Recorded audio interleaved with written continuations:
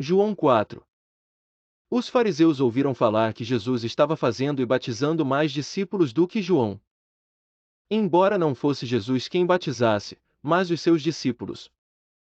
Quando o Senhor ficou sabendo disso, saiu da Judéia e voltou uma vez mais a Galiléia. Era-lhe necessário passar por Samaria. Assim, chegou a uma cidade de Samaria, chamada Sicar, perto das terras que Jacó dera a seu filho José. Havia ali o poço de Jacó. Jesus, cansado da viagem, sentou-se à beira do poço. Isto se deu por volta do meio-dia. Nisso veio uma mulher samaritana tirar água. Disse-lhe Jesus: Dê-me um pouco de água. Os seus discípulos tinham ido à cidade comprar comida. A mulher samaritana lhe perguntou: Como o senhor, sendo judeu, pede a mim, uma samaritana, água para beber? Pois os judeus não se dão bem com os samaritanos. Jesus lhe respondeu: Se você conhecesse o dom de Deus e quem lhe está pedindo água, você lhe teria pedido e ele lhe teria dado água viva. Disse a mulher: O senhor não tem com que tirar a água, e o poço é fundo. Onde pode conseguir essa água viva? Acaso o senhor é maior do que o nosso pai Jacó, que nos deu o poço, do qual ele mesmo bebeu, bem como seus filhos e seu gado? Jesus respondeu: Quem beber desta água terá sede outra vez. Mas quem beber da água que eu lhe der nunca mais terá sede. Pelo contrário, a água que eu lhe der se tornará nele uma fonte de água a jorrar para a vida eterna. A mulher lhe disse: Senhor, dê-me dessa água, para que eu não tenha mais sede, nem precise voltar aqui para tirar água. Ele lhe disse: Vá, chame o seu marido e volte.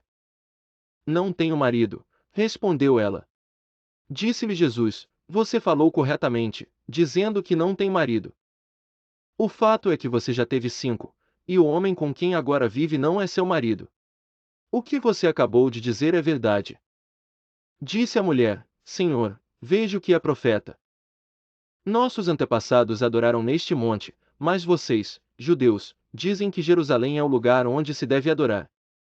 Jesus declarou: Creia em mim, mulher, está próxima a hora em que vocês não adorarão o Pai nem neste monte, nem em Jerusalém.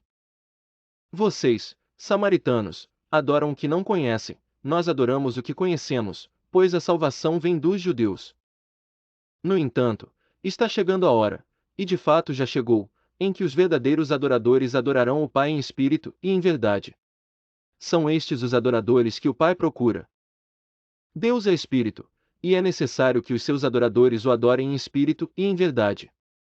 Disse a mulher: Eu sei que o Messias, chamado Cristo, está para vir.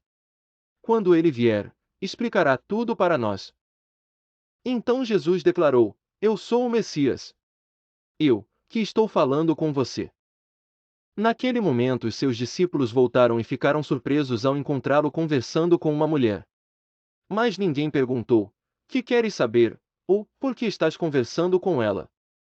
Então, deixando seu cântaro, a mulher voltou à cidade e disse ao povo: Venham ver um homem que me disse tudo o que tenho feito. Será que ele não é o Cristo? Então saíram da cidade e foram para onde ele estava. Enquanto isso, os discípulos insistiam com ele: Mestre, come alguma coisa. Mas ele lhes disse: Tenho algo para comer que vocês não conhecem. Então os seus discípulos disseram uns aos outros: Será que alguém lhe trouxe comida? Disse Jesus: A minha comida é fazer a vontade daquele que me enviou e concluir a sua obra. Vocês não dizem: Daqui a 4 meses haverá a colheita. Eu lhes digo: Abram os olhos e vejam os campos. Eles estão maduros para a colheita. Aquele que colhe já recebe o seu salário e colhe fruto para a vida eterna, de forma que se alegram juntos o que semeia e o que colhe. Assim é verdadeiro o ditado: um semeia, e outro colhe. Eu os enviei para colherem o que vocês não cultivaram. Outros realizaram o trabalho árduo, e vocês vieram a usufruir do trabalho deles. Muitos samaritanos daquela cidade creram nele por causa do seguinte testemunho dado pela mulher: Ele me disse tudo o que tenho feito. Assim, quando se aproximaram dele, os samaritanos insistiram em que ficasse com eles, e ele ficou 2 dias. E por causa da sua palavra, muitos outros creram. E disseram à mulher: Agora cremos não somente por causa do que você disse, pois nós mesmos o ouvimos e sabemos que este é realmente o Salvador do mundo. Depois daqueles 2 dias, ele partiu para a Galiléia. Jesus tinha afirmado que nenhum profeta tem honra em sua própria terra. Quando chegou a Galiléia, os galileus deram-lhe boas-vindas. Eles tinham visto tudo o que ele fizera em Jerusalém, por ocasião da festa da Páscoa, pois também haviam estado lá. Mais uma vez, ele visitou Caná da Galiléia, onde tinha transformado água em vinho. E havia ali um oficial do rei, cujo filho estava doente em Cafarnaum. Quando ele ouviu falar que Jesus tinha chegado a Galiléia, vindo da Judéia, procurou-o e suplicou-lhe que fosse curar seu filho, que estava à beira da morte. Disse-lhe Jesus: Se vocês não virem sinais e maravilhas, nunca crerão. O oficial do rei disse: Senhor, vem, antes que o meu filho morra. Jesus respondeu: Pode ir. O seu filho continuará vivo. O homem confiou na palavra de Jesus e partiu. Estando ele ainda a caminho, seus servos vieram ao seu encontro com notícias de que o menino estava vivo.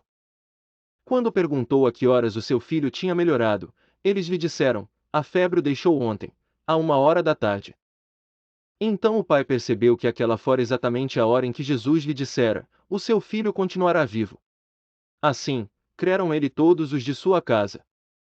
Esse foi o segundo sinal miraculoso que Jesus realizou, depois que veio da Judéia para a Galiléia.